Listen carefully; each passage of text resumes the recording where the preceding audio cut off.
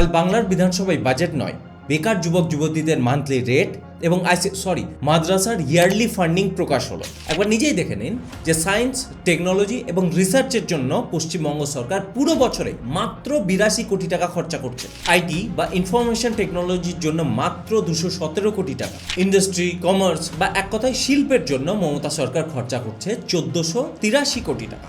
যে রাজ্যে 14টি শক্তিপীঠ, Mayapur, Nabadwip, Gangasagar, Tarakeswar, hill station Darjeeling থেকে দীঘার সমুদ্র সৈকত, সুন্দরবন এমনকি জলদাপাড়া অভয়ারণ্য আছে, সেই রাজ্যের বাজেটে পর্যটনের জন্য খরচা হচ্ছে মাত্র 525 কোটি টাকা। কিন্তু মাইনরিটি অ্যাফেয়ার্স এবং মাদ্রাসা এডুকেশনের জন্য মমতা সরকার খরচা করছে 5,713 কোটি টাকা। আগের অর্থবর্ষে খরচা করেছিল 5,602 কোটি টাকা। যেখানে পুরো দেশের মাইনরিটি বাজেট 3,400 কোটি টাকা, সেখানে মমতা সরকার শুধুমাত্র মাইনরিটির নামে মুসলমানদের জন্য এবং মাদ্রাসার ফান্ডিং এর জন্য খরচা করছে 5,713 কোটি টাকা। এরপর লক্ষ্মীর ভান্ডার 500 টাকা বাড়ানো, মাধ্যমিক পাশ করা বেকারদের ভাতা চালু করা, এসব করে বাংলার যুব সমাজকে পঙ্গু, মহিলাকে নির্বাক এবং জিহাদিদের বেপরোয়া করে দিচ্ছে পশ্চিমবঙ্গের তৃণমূল সরকার।